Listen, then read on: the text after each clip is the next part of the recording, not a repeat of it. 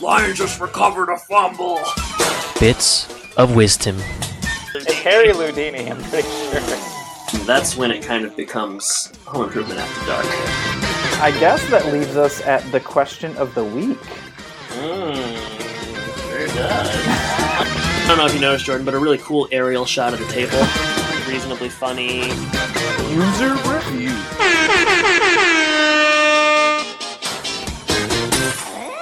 Does everybody know what time it is? Home Impodcast time. That's right, a company that would never abandon Binford Tools is proud to present a Home Improvement Podcast. My name is Adam, and I'm joined by my co-host, Jordan. Jordan, how's everything? Ready for the weekend. What about you? Working for the weekend. I'm ready for the weekend as well, yeah. It's exciting. My parents are coming down to visit. I haven't seen them since Christmas, and they haven't seen the new place or the new town or anything, so there's lots of exploring to do. Nothing like that. They are going to like it. It's disappointing, though, because, fans of the podcast will know that I live in the northern section of Illinois. And February in northern Illinois is not known for its hot temps, but this last weekend it was high 60s and low 70s for a stretch of about 4 or 5 days. And Jordan, you'll be disappointed to hear that it's back to reality. Oh, you're in the 20s again or something? Well, it's like 40, but it's raining and it's just gross, Jordan. And do you think the groundhog was wrong? You talking Punxsutawney Phil? Yeah. Well, who else? I didn't know if you knew of another one. He might have been. We haven't had snow here in like 70 days though, so I guess he was probably right. But yeah, the heat is gone. The heat is gone. Oh, different. Whoa. Yeah. Yeah. Speaking of heat though, Jordan, it was a pretty hot NBA trade deadline, wouldn't you say? Well, Actually, I think it was supposed to be hot, and then it really cooled down. Yeah. What was the big deals, or what were the big deals that maybe happened this year at the NBA trade deadline? And this probably says a lot about the NBA trade deadline. Besides DeMarcus Cousins going to the Pelicans, I guess it would be Nerlens Noel and Andrew Bogut were swapped for the 76ers and the Mavs. So that's not saying a whole ton. A lot of small, bolstering the roster moves. The Boogie Cousins deal is pretty big. That's big. Yeah, but there was talk of Paul George. There was talk of Jimmy Butler. So none of that stuff. There was talk of Paul Pierce, which would have been no. I'm just kidding. No one's trying to trade for Paul. Great Pierce. 10 years ago. Yeah. But we've probably gone on long enough about the NBA trade deadline. We went on for almost 30 seconds, so we've probably hit our quota. But we have something kind of special planned for listeners this week. This was your idea, by the way. I want to give you credit for this because it was such a fantastic idea. Yeah, and I think listeners of the show will know that most of the fantastic ideas that we have are mine. And if they don't know, now they do. I like that I tried to give you credit, and then you just, turned it around into being basically a monster. Yes. So Jordan, what do we have going on? We have, I'll just answer that. We have what is being named, and let me find the title, the Home Improvement Trade Deadline Bonanza. Jordan, let's go ahead and not cue the grunts, but let's go ahead and cue the music.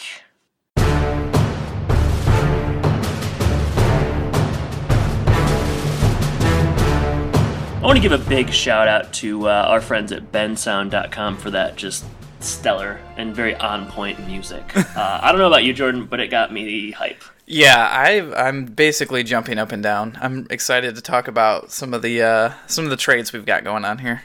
I'm going to just explain the premise. Please. It's relatively simple. So Jordan and I each have come up with 3 trades, and what we're doing is we're trading characters from Home Improvement for characters on other sitcoms or other just shows in general, I suppose. So we're trading singular. It's just individual television show trades, essentially. And the purpose is either to change kind of the dynamic or to make for a better show or sometimes to make for a worse show or even a comparable show. And we each have 3. And Jordan, how do you want to go? How do you want to do this? Do you want to start or do you want me to start? I can start, I guess. Okay. I think. All right. So deal number 1. Deal number 1. I'll tell you if I'll accept the trade or not. Oh, you get to decide? Yeah.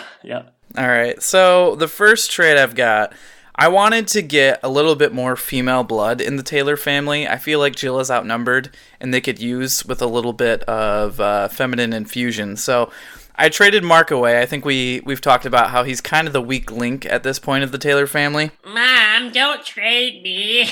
And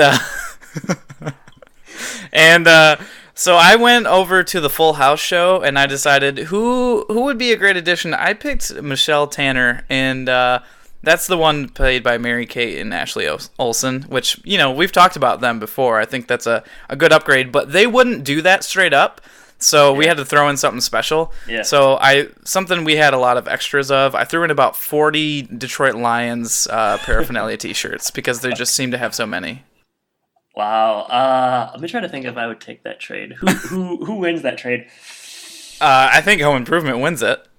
Yeah, I think it's a better deal for Home Improvement. That's why I threw in the shirts. You get Mary-Kate and they get 40 shirts. Yeah, but what's the Full House cast going to do with 40 Detroit Lions shirts in San Francisco? That's 49er territory. I know. They're too... 49ers aren't good, though, so maybe they'd be happy to just kind of turn their back on that team. Yeah, because the Lions are awesome. Well, that's a playoff team we're talking about. Well, not in the 90s. Well, yeah, for early 90s, maybe. Yeah. I think we kind of fleece them here, but we'll see. Mary-Kate and Ashley have their rough times. Well, I mean, Mary-Kate and Ashley. I remember. I don't know if it was like before. I guess it was before I knew that Mary-Kate and Ashley were like twins, but like I thought it was just like one person because they're not twins on the show. It's just two actors playing one part. My mind was blown when I found out that there was two of them. It was just crazy. Let me ask you this: are they going to play twins in the show, or is it just going to be like on Full House where it's just one character, but they're swapping in and out because they're so young? They're going to be swapping in and out. Okay, so sure. It's just one female character's at each show. Yeah. Jill would like that. I mean, she's always wanted to, exactly dressing up the boys. I made a move for Jill. I think she needs it at this point. Yeah, and I'd like to see Tim. This episode, she seemed like she needed something, anything, a Xanax or something. And I think Tim having a daughter at this point would be interesting as well. I'll say. All right, my first trade is also a Mark trade. All right, I don't really have as solid of reasoning, as maybe you do, but I'm thinking. All right, so I'm thinking that I just want to get rid of Mark because he just kind of annoys me as a character. So I'm trading Mark and an entire set of encyclopedias. For T.J. Henderson from Smart Guy, and here's my thought. Ooh. I think T.J. is smart. And he'd be able to like pal around with Randy, who we know is actually smart, but doesn't really have an outlet for that. And he has to just hang out with Brad, who kind of gets him into trouble.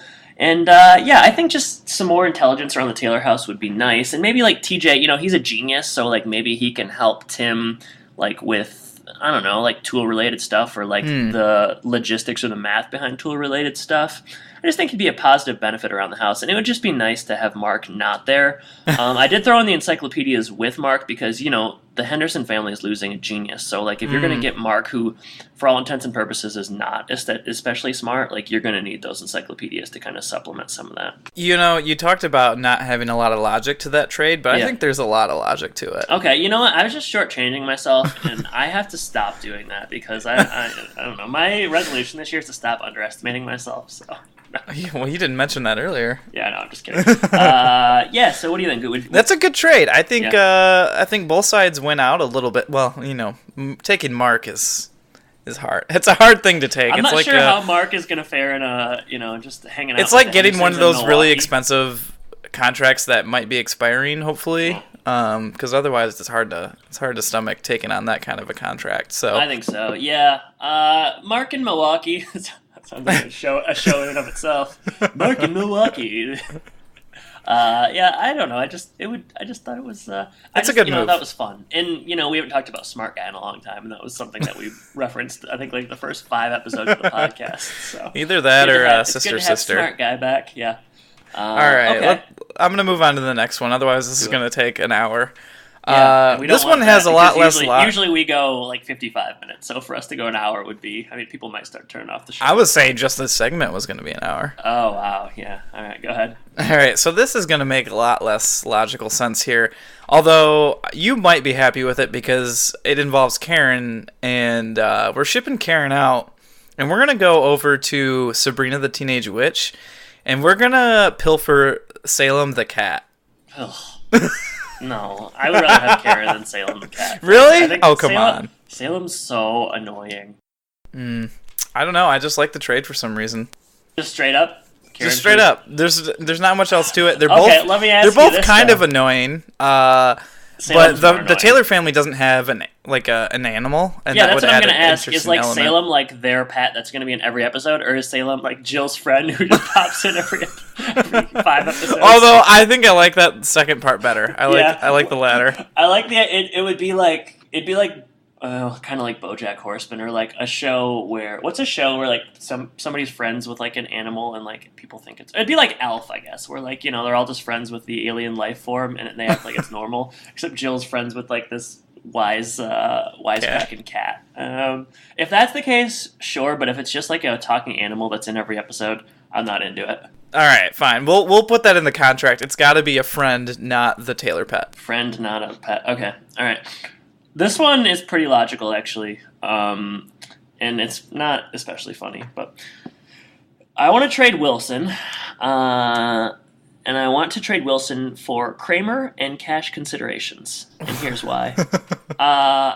I'm just over Wilson being at the fence. I think he's losing his comedic effect. Just we're just going to the well or the fence too many times, and you throw in Kramer, and he's just kind of he's fulfilling kind of the neighborly role he did on Seinfeld. He's not across the hall; he's across the lawn, but he's just kind of funny and he's zany and.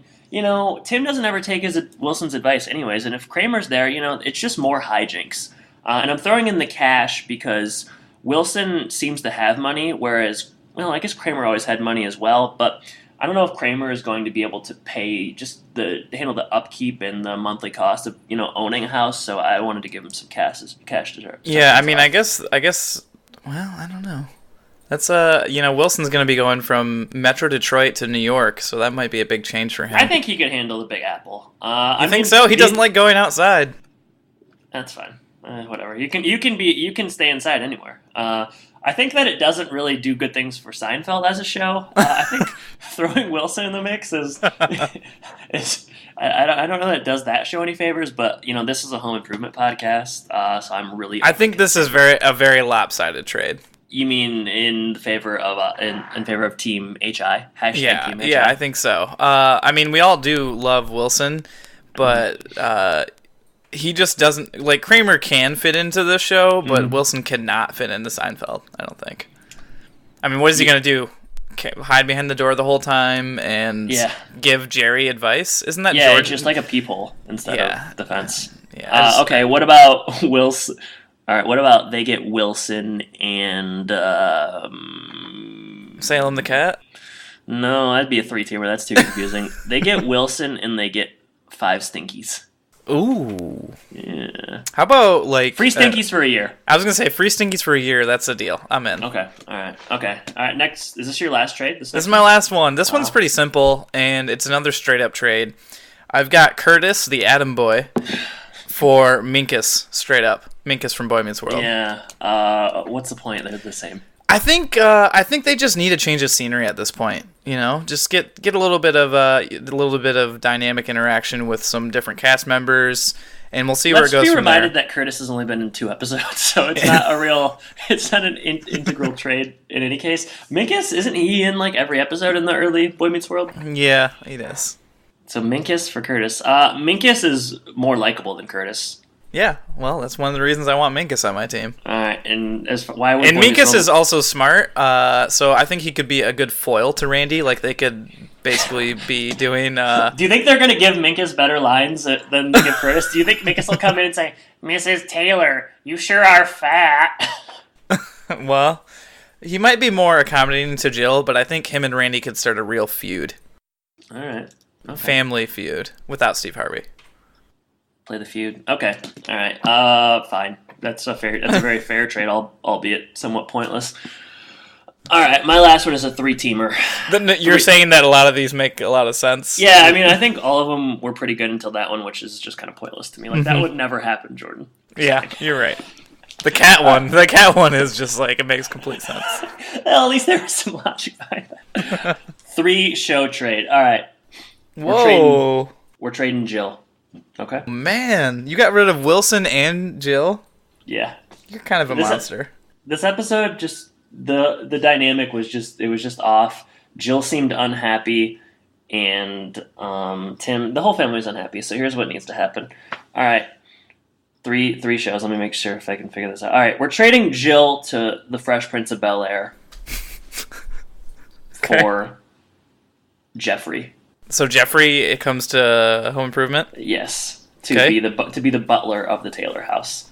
Okay, and what's the other show? That solves a lot of problems. I'm just going to pause right there. That solves a lot of problems because like Jeffrey's just doing everything because it's his job, and that way Jill doesn't like resent Tim for doing the thing, for like doing that stuff, and then Tim doesn't have to try to like do it his own way and get in the way. Just a lot of conflict is solved right there.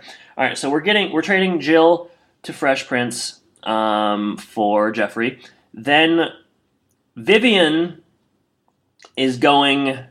Wait, maybe I didn't figure this out. All right, it's possible that this is not in fact as solid as I thought. All right, so Jill is going to the Fresh Prince for Jeffrey.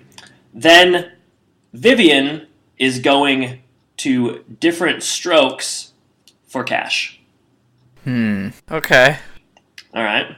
So do you know enough about Different Strokes for that to make sense or no? Not really. All right. So Different Strokes, you got Todd Bridges and you got Gary Coleman, and they're adopted by Mr. Drummond because their mom died.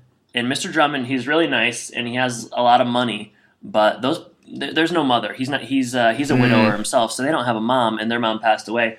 So I'm just thinking that if Jill goes to the Fresh Prince, then you have two mothers essentially. So Jill's going to the Fresh Prince. She can work if she wants to. She can just kick back, but you don't need Jill and Vivian because that's two matriarchal motherly figures. So I'm sending Vivian to Different Strokes because they need that figure. Like, she's used to the money, she's wealthy, Mr. Drummond has a lot of money, and boom, next thing you know, Arnold and Willis, yeah, of course it's Willis, they have kind of a strong female figure. And then Mr. Drummond, he's sending back cash to the Fresh Prince of Bel-Air. They don't need the cash necessarily, but they also don't need two female characters. There you go, Jordan. I guess, so it's Tim, it's a really good trade. I don't like it for a couple of reasons. So I'll tell you how you're wrong. Go ahead. First of all, Jeffrey is a butler, not a housekeeper. I think those are different. He cleans the house in Fresh Prince for sure. Oh, well, that's not usually what butlers do. Okay. And I would say, wait, did Tim get a wife back in that trade? No. He doesn't. He wants to live a bachelor life anyway, so he'll be happy. I don't think he does. I think he would. He doesn't seem happy. They don't seem happy. So what's the point? You know? I think they do seem happy, except for this episode for the most part. This whole season, all they've been doing is fighting. No, I don't know. I feel like maybe Alice from the Brady Bunch would have been a better. Or you need a housekeeper, not a butler. Maybe Rosie from the Jetsons. That would be. He's going Jeffrey. The trade happens under the pretenses that Jeffrey is going to cook and clean. That's the deal. And if they have to move up a salary, they have to move up a salary. All right. You said you had multiple issues. That's one issue, and I've solved it. What's your next one? That was my issue. It was no wife, and then the butler thing. Oh, well, sounds like you need some sort of schooling in math. What? How? Because it was two things, and you said it was one. Oh, sure, fine. You're still struggling. It felt like the same problem to me. They're all intertwined when you get a 3-team trade going. I think also that you don't know enough about different. If you knew more about Different Strokes, then you would know how. I like that part of it. I like the way that you explained that. Boys to have a mother in their lives. I think Different Strokes obviously wins the trade. Yeah, I mean, definitely Fresh Prince doesn't win the trade. I mean, Jill's just gonna go over there and just like Jay chill for life, basically. I mean, she can work. And then what's gonna happen to the house? You know, that's the first point I'll give you. I think that if they don't have Jeffrey there, maybe Jill goes to Fresh Prince and just ends up cooking and cleaning after all, and then she's more unhappy because it's a bigger house and there's just more upkeep. Yeah. Well, we're going to have to rework that one, but this is not the time. I think maybe let's just keep it running. Let's just keep recording, and I will work through it. No, I'm just kidding. Jordan, I think we should go ahead and end this segment. Blockbuster trade deals. A lot of blockbuster trade deals. Best one on your end, probably the first one, the Tanner girls. That brings an interesting dynamic.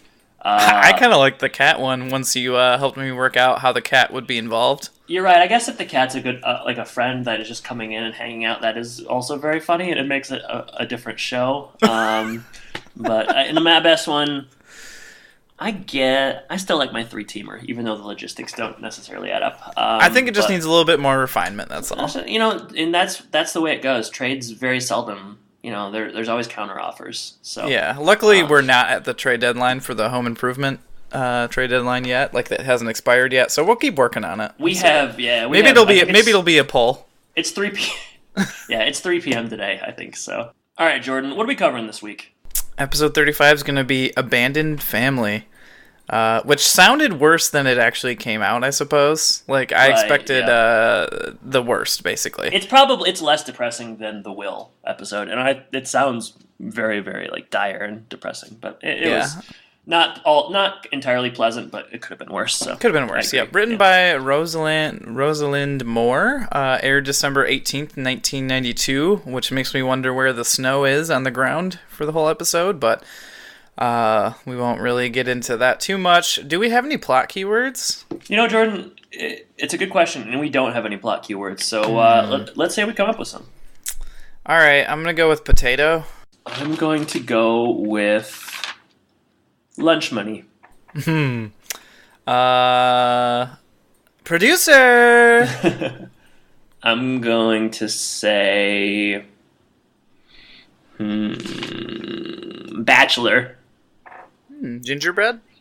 All right, last one. Cock. And that's CAULK. All right. Good stuff, Jordan. Plot synopsis. Are you ready for it? I think so, yeah. All right, so no Tony Hot start. I'm just going to put them all, just combine my words, you figure out what I'm saying. This was written by Eric Kirchner, Wait a second. Where's Tony? I don't know. This is the first by Eric. We had a couple by Bernie earlier, if you remember Bernie. I remember Bernie real well. Who could forget Bernie? So, this one's by Eric. We're thankful that he wrote this. It is much shorter than Tony's. Yeah, we're going to miss Tony, though, Yeah, Tony might come back. He's on... She's on a short vacation. In my head, when I say Tony, I'm thinking Tony the Tiger every time, so... Yeah, who is definitely a man and not just a tiger. a male tiger. Yeah.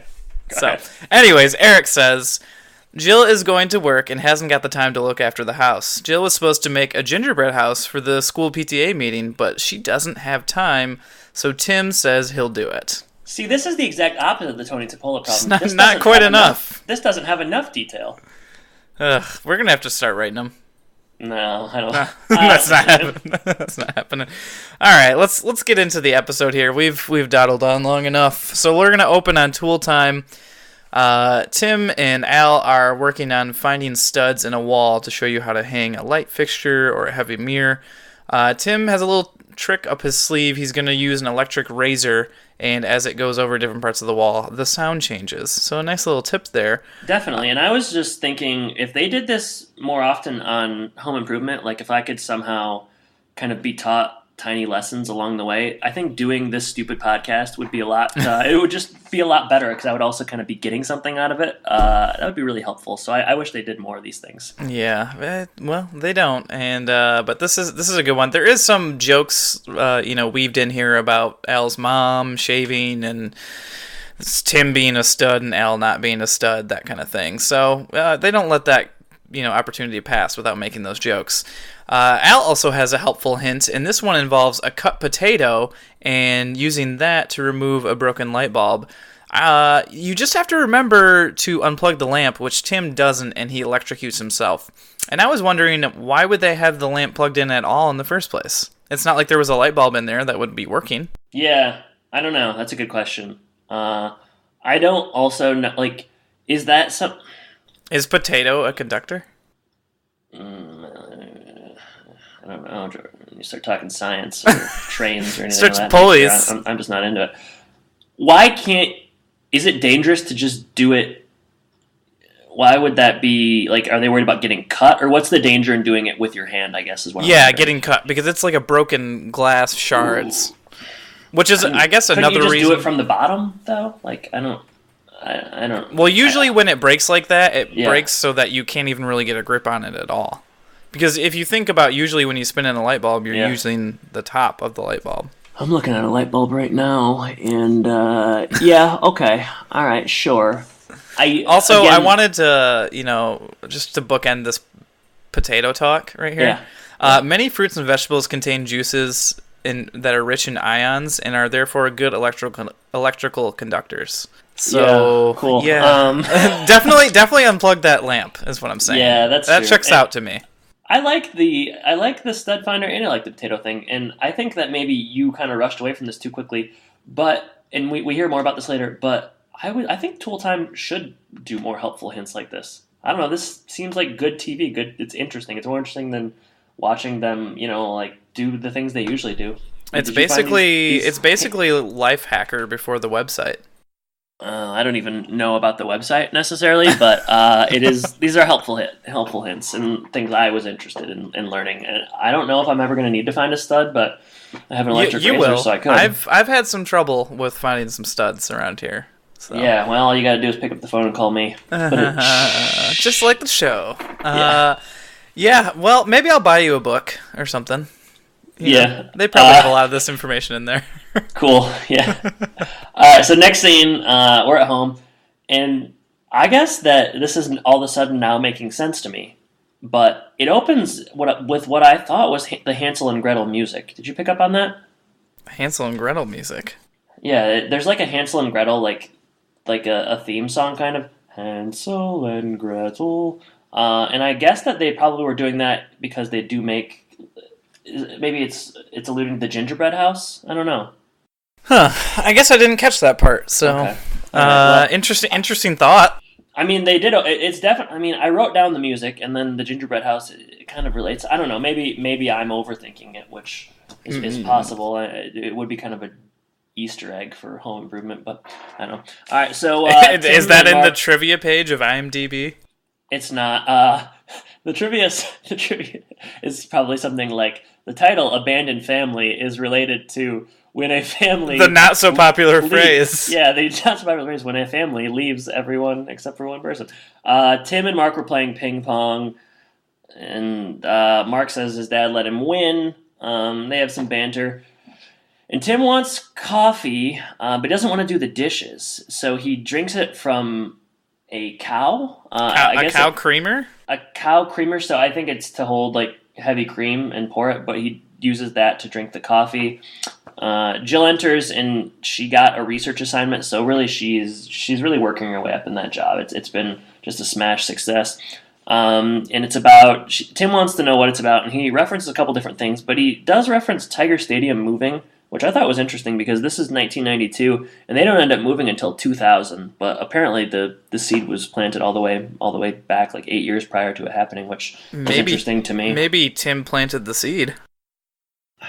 Probably. I mean, I guess that stadium would have been, even in 1992, would have been really old. So Jill is writing on compost. Tim says, "Don't take your work home," and she notes that she's going to need Tim to pick up the slack. And she gives him very specific instructions on what she wants him to do, and we can kind of see where this is going early on. And he has to do the laundry for the boys before they go play football, and he shakes out their pads, and that's essentially it for that scene. Yeah, they talk about dry cleaning, and I was wondering, do people really do dry cleaning that often? I don't think I've done any dry cleaning in my whole life. Okay. My family did. My dad used to do it for coats and suits and suit jackets and stuff. So I feel like he visited. It's actually, I don't know if it's a funny story. We can cut it out if it's not. But there's no cutting.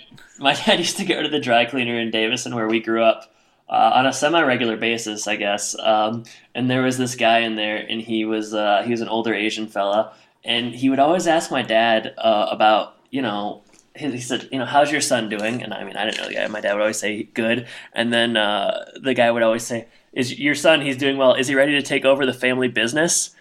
And like my dad's a teacher, so like clearly he was thinking of someone else, and my dad would always be like, "Yeah, he's poised." So I don't know what this dry cleaner thought, like who he thought my dad was, or like what he thought like we as a family did, but he would always ask my dad, "Your son, is he still taking over the family business?" And my dad would always be like, "Yeah, he's still doing that." I don't know. Well, it's not podcasting. That's not the family business. I don't know what. It must be he got us confused with somebody else, but it was that dry cleaners was by your favorite restaurant in Davison, Big John's. So. Oh, the thing about Big John's is I didn't start getting into it until it was too late, and now I live in Florida and they don't have any. Yeah, you got a Big John steak and onion, good stuff. Maybe they'll sponsor us if we reach out. Probably not. Probably not. But next scene, we're still at home, right? We're still at home. Randy and Brad come inside. We're at home. Yeah. Yeah, they need their football pants cleaned for practice. For some reason, their pants are different colors. I don't know why. One's white and one's yellow. It seems like they should have the same, but it was probably just a potpourri of like crappy sports equipment that they handed out to the kids. Okay. So next scene is the next morning. Brad and Randy are eating breakfast before school. Tim is doing the dishes, but he didn't get their lunch ready in time. So the boys have to go without lunch. The school bus honks again, which we talked about. I thought that this is just a very patient bus driver. I mean, she's given him a lot of chances. As a person who missed the bus a handful of times growing up, it just isn't like that in real life. They will just, if they don't see you out in the driveway, they're not even going to stop. They're just going to zoom by. Yeah, they're just that's assume just you're bus absent. driving 101, frankly. They ain't got no time for that. They're on a schedule. No, so, yeah. But Tim decides to fix this by giving them lunch money. Later on, Jill is like super against lunch money, which I don't understand. She's against everything, and that's the problem, or like the strange thing about this episode. She's against everything that he does. Like just because it's not exactly how she does it, she hates it. Like, and it gets absurd later on. Like the very color of the sponges becomes a problem and things like that. Oh my goodness! But so there is a funny bit about the lunch money where like. Randy says that he needs money for Mark. He's outside, and then they go outside, and then Mark comes down from the stairs, and he's like, "Yeah, Dad, can you make me a peanut butter sandwich?" So Randy essentially just stole $2 from his parents. What a dirtbag! What a dirtbag! And he'll probably never get away with that because he'll see his parents in like 8 hours. Right? Yeah, that's a crime that you are going to pay for. So not so smart by Randy this time, but yeah, I just don't understand what Jill has against lunch money, but we'll get to that. She just doesn't trust the kids to buy the right food, but it seems like a good stopgap measure for like one day, and maybe they'll be more prepared for tomorrow. For sure, and also like when you're in 4th grade or whatever grade they're in, I know it's various grades, but like you can't just like go buy whatever you want. Like it's not like when you get older where like you could just have a lunch of like people in our high school used to just buy fries. Kyle Mann's friend of the podcast. I remember he would just buy you could buy like the soft serve ice cream in a cup, and then he would buy Oreos and then like make his own like flurry kind of thing. But you can't do that when you're in 4th grade. So the worst thing they're going to get is like a pizza boat or something. And you know what? There's still some nutrition in that. They're kids, so. Yeah, one day seems like a little paltry thing to cry over, but I would say so, yeah. Like you said, Mark comes down late. The bus left without him. Jill is now going to have to drop him off on the way to work. What an inconvenience. It's just, things are just going so terribly. Mark asks also if they can make the gingerbread house tonight, to which Jill completely forgot, and she's not going to have time anymore. You said you were going to make me a gingerbread. And this is why we're trading Mark away. TJ Henderson would have made it. It would have been made weeks ago, and it would have cost a lot less than Tim's $150. And he certainly wouldn't need help with it. And he wouldn't have used caulk. Oh my goodness. Anyways, so Jill says they're gonna have to buy it. Tim says that he can help with it instead. This family could really do with some sort of checklist or list making app or something at this point, because they're just struggling on all fronts, really. The problem in this episode also is that so Jill is mad at Tim the whole time, but a lot of the issues are Jill like forgetting to do things. Like Right. so a lot of it is just kind of her fault in general. Like it's okay that she needs help and stuff, but like if she's not asking for help or like telling anybody else about it, then it's on her when it doesn't get done. Do you agree with that or no?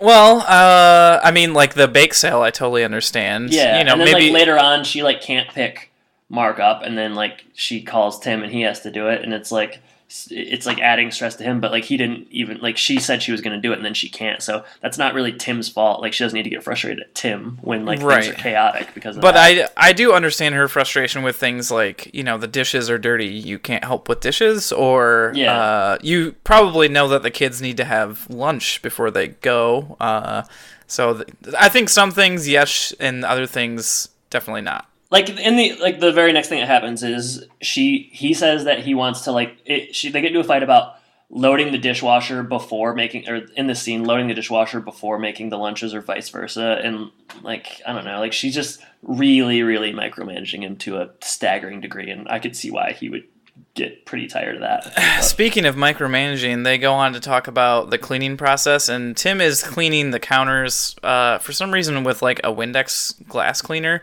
But the problem isn't really that. The problem is that he's using the wrong sponges, which, I mean, this is just another example of, like, her going crazy. It's like, not really fun it's not funny banter No. either. It's just annoying. It's not like, funny, and it doesn't make sense, so it's just kind of... It's just like, she kind of ends up seeming like, just like, I don't even, like someone that has like OCD or something, because she's just like so obsessive about these like very specific like patterns in details. Like it just, it was not the most enjoyable thing to watch. But Jill, so I guess Jill ends up leaving, and you know he's talking to Mark, and he changed the dishwasher. Well, first right he shows her an improvement that he made for the washer. Yeah, that's what it is, the washer. And I was just wondering, when did this happen? Like this, I felt like this was something that they should. No wonder he couldn't get the lunch ready.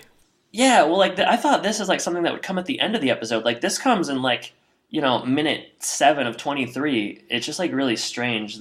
Just like structurally, this episode, like it seems like this is something you want to build up to, and then all of a sudden he's like, "Hey, look what I did," and I don't know. It felt like it was coming at a strange time to me. Yeah, it did seem. I don't know when he would have had time to do this. And Right. Yeah, basically what he does is he adds some sparkly lights for looks, but he also adds the 3 containers of bleach detergent and fabric detergent or fabric softener. And they automatically are timed to add to the washer cycle. So you don't have to do anything. Yeah, it works as well, and like she does have a funny line where she said, "Why is my washing machine on life support?" Because it does kind of look like it's a bunch of IVs. A bunch of IVs, which is funny. In an episode where there are not too many laughs, I thought that was a good one, but it works. And then Tim notes to Mark that there are more improvements, and I was thinking he should have just paused and said, "There are more improvements coming to this home," and then he looks at the camera and he winks like 5 times, and then the audience goes crazy. Real meta. That would have been great, but that is not what happens No. No. And I was wondering, it seems like a lot of times he's rushing off to work, but today they must not be busy because he's not really... It doesn't seem like he's rushing to work at all. I mean, you got Mo Binford in town, like... He's out of it. He doesn't care anymore. He's kind of given up on the show. What will be is what will be, I guess. I don't think he has yet, because we're going to see in the next scene, it's on Tool Time. It looks like maybe after the show, I would say, or maybe before the show. I don't know. It doesn't. I'm not sure. It's indiscriminate. Yeah, it's hard to say. But basically, they're planning for the next show, and Al doesn't want to talk about sheetrock again. And really, this comes down from Maureen. Tim doesn't give a sheetrock. He certainly doesn't. Mo comes on, and they have like a little meeting between the 3 of them. I feel like they should be planning more in advance than like a day. I know. Yeah, it is. It does have the air of like it's like me when I kind of slack on my like lesson planning for teaching, and I'll do it like the night before. But I'm not like being recorded, and thousands of people aren't watching me. I hope. But yeah, this is where Maureen comes in, and her and Al kind of still have that rapport, and he's flirting with her, and he's like, he's very much like aligning with her. And they note that she notes that she wants to have a bachelor corner with Al, which again I think is a really good idea, like a good segment for the show to have. Yeah, that'd be good for you. I mean, you're not a bachelor necessarily, but how dare you, Jordan? But like, they would be a lot of things that you could use. Kind of like the earlier scenes. Or you. But sure. No, I already know all this stuff. Okay, yeah, I'm sure. Yeah, so they're talking about like specific hints that could be given. And yeah, I would enjoy that. But yeah, Tim doesn't like it. He wants to continue with the sheetrock. And I don't know, what happens next? So we cut away, I think. Yeah, Jill called. Well, basically, Okay, yeah. Mo breaks it to Tim that Jill called, and he has to pick up Brandy, and she goes off the stage. So And she runs into a wall. yeah, and then so Tim is basically lamenting at his new responsibility that he has to take on in addition to all the other ones. And Al says that marriage is all about compromise and give and take. And then he kind of goes off, and we see the same thing that we've seen before, where Al treats their relationship as a marriage almost. Yeah, talks about I've seen this about 50 times, so I guess it's diminishing returns at this point. Yeah, so it's, you didn't put the can on the epoxy and all that kind of stuff, and you try to get it from the middle. Yeah, it's really good. So we transition. Tim has apparently picked Mark up, and yeah, we are now at the fence, and Tim needs molasses, but Wilson's going to give him a lot more, and I think we're going to play the clip. I really appreciate this, Wilson. My pleasure, good neighbor. Always happy to help out with a molasses emergency.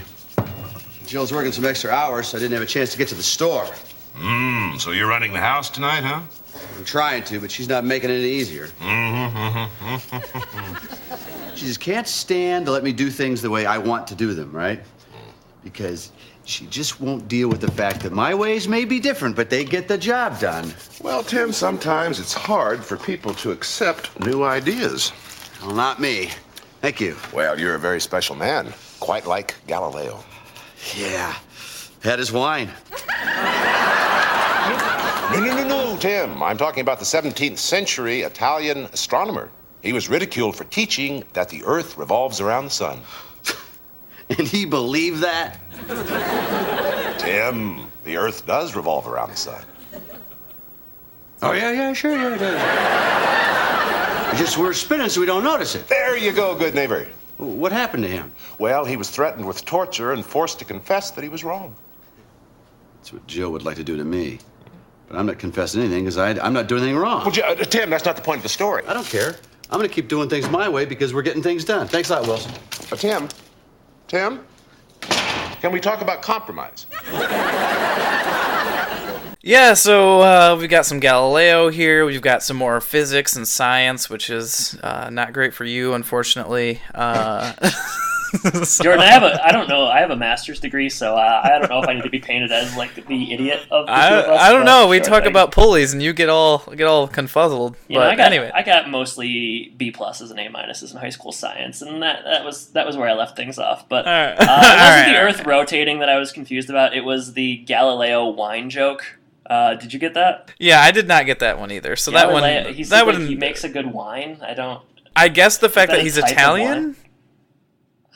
Okay, yeah. I don't, That's the only thing I can think of. that's not. I mean, that's not much of a joke. That's not Wilson. Yeah, Wilson's just struggling at this point. But yeah, he gives the molasses over for the gingerbread house. Tim starts complaining that Jill cannot accept his ways of doing things, even though he gets the job done. Right. Yeah, that's when he brings up Galileo and the Earth revolving the sun and how he was ridiculed for it, even though it seemed different. But then Wilson wants to go into something between like Galileo and compromising, which I have no idea what that's gonna be. Yeah, and also we don't really get it because like Tim hears compromise and he's like, "Yeah, I'm out." I would tell you to compromise. See you later, and he just like runs off, and then that's it. It's like we see this a lot lately where Wilson is trying to deliver advice, and then the person on the other end of the fence just storms off. Yeah, I guess the thing that bothers me about the scene is I have no idea what he was going to say about compromise, like as it relates to Galileo, whereas some of the other things that he doesn't get to say, you kind of know where they're coming from or what they're going to be. So this one was just a bit, just a confusing scene to me. Galileo, it's a lot like the Polly want a lawyer joke. Like they're giving us, they're giving us a hint, but they're not really explaining the whole thing. So I'm not going to try to reverse engineer this one. No, that's fine. You're done. So that's the end of that scene, I suppose. We go inside. Tim and Mark are working on the gingerbread house, and I think is Randy helping as well?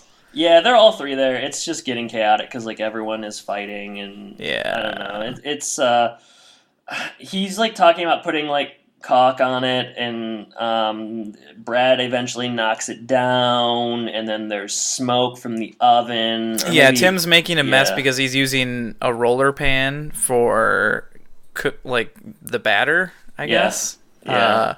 And then I don't. When they say that Brad broke the gingerbread house, I don't really see what he broke. It just looks like part of it fell down.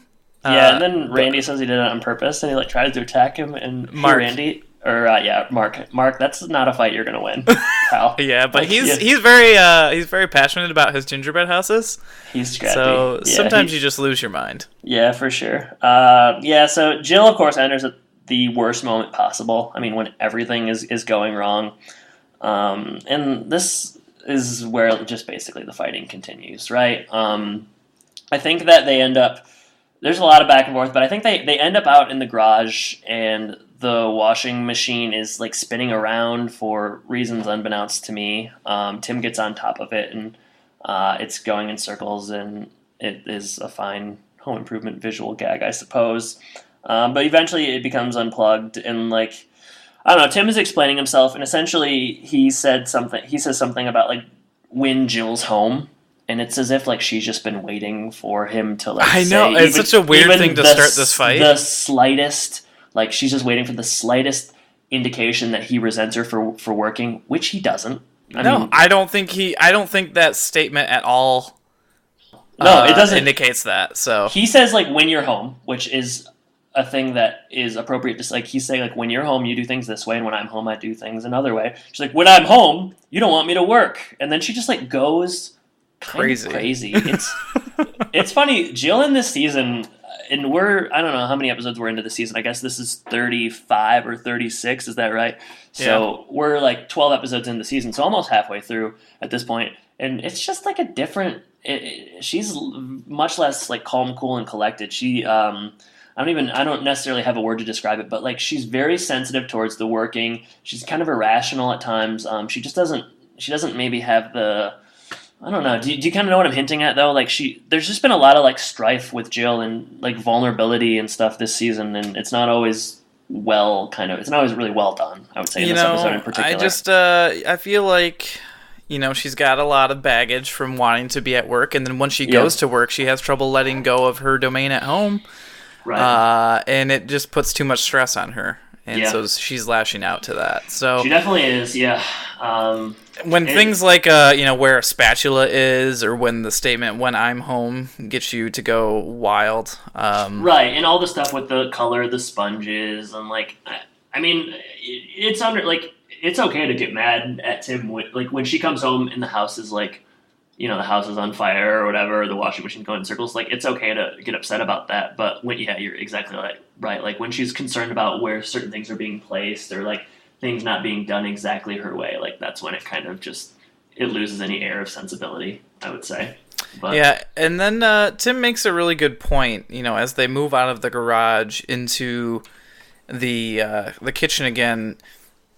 Jill talks about she wishes she could be two people, and Tim says, there are two people here, and one of them is me, and he basically goes off on her for just what we've talked about, having kind of a controlling issue. Yeah, well, also before that, she says, he's, talking to her, and, he makes, a joke, and she's well, if you don't want to talk about this, then fine, I'll figure it out on my own. It's he's trying to talk, he's trying to talk to you about it, you're just not listening. It's absurd. But, sorry, go ahead. Yeah, well, basically, that's kind of the thing that starts this whole conversation, where I think Tim, it's probably the best part of the episode, because Tim makes actual logical sense here to her. Yeah. And she kind of realizes right away well, not right away, but she kind of realizes that, yeah, I guess I went too far. And comes back a little bit. She compliments him on the work that he did with the washer. And that's how they kind of start this reconciliation. And boy, when they start it, it's pretty much done. I mean, like she says that washing machine sure was cool. And then, like, I guess later on, some time has passed, or maybe not that much time, but she takes a bite of the batter or the cream for the icing, I guess, for the gingerbread house, and it tastes like caulk or whatever. What exactly is it? It's caulk. Caulk, so and it just tastes bad. And the episode ends like it's 22 minutes of fighting and then about 45 seconds of reconciliation, and then all is well, presumably.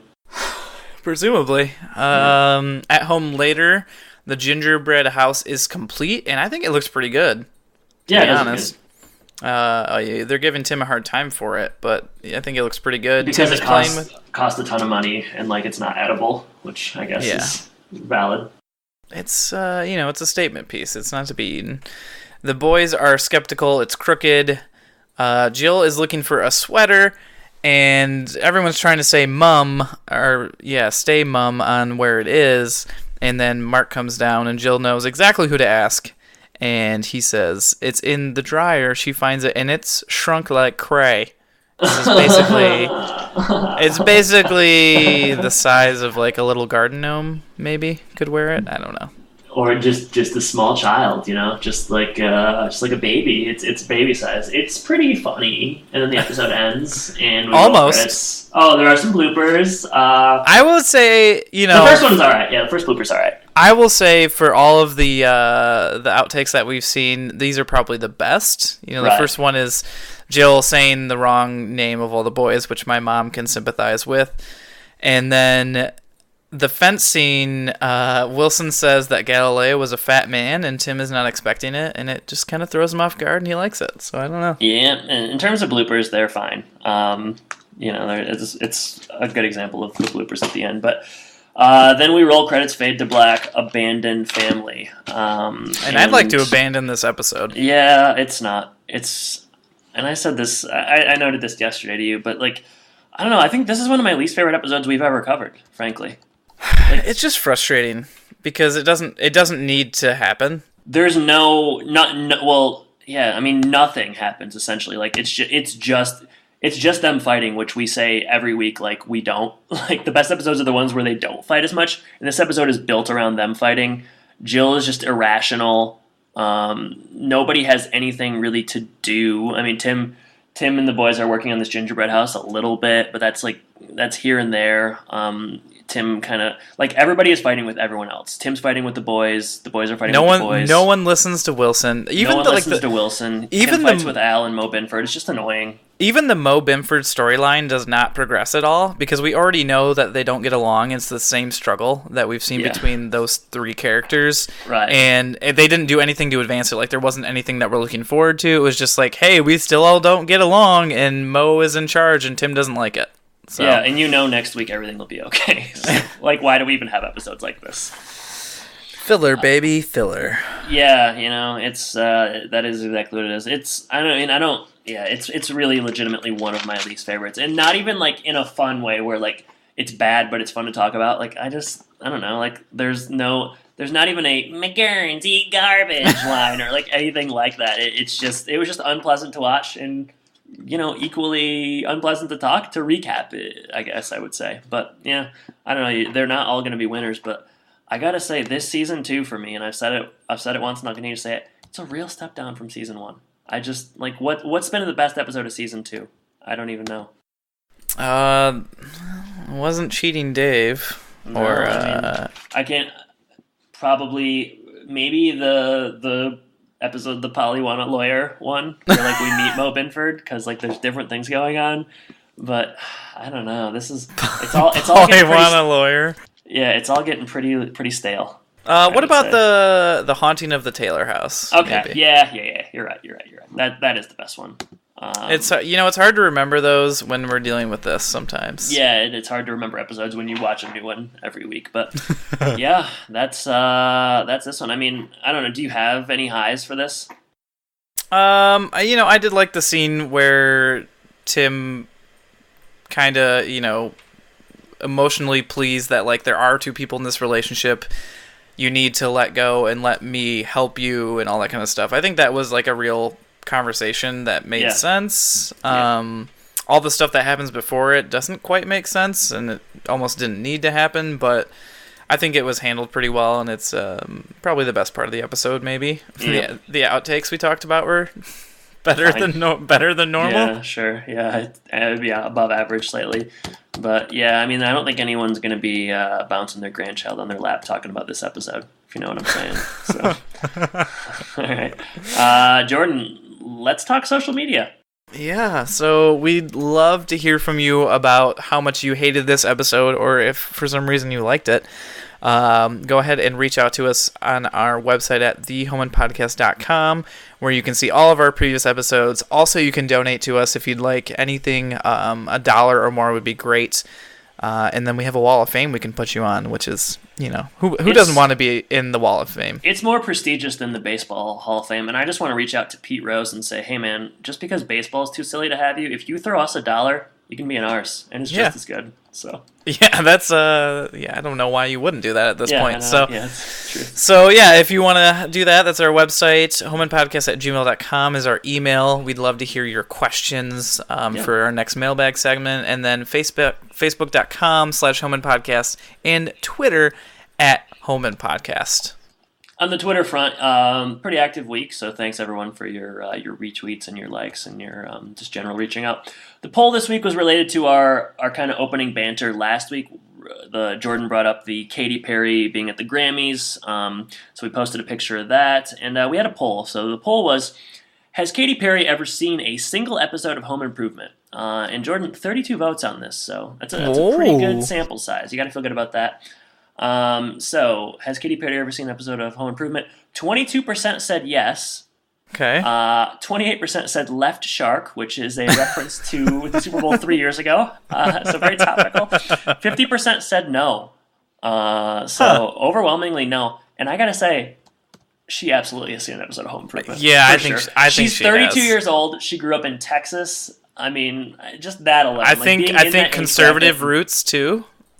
Yeah, she's like a gospel singer, right, or something along those lines. I think her parent, I don't know, somebody's a pastor or something. Yeah, I don't remember. I mean, and if we know anything, Jordan, pastors love Home Improvement, right?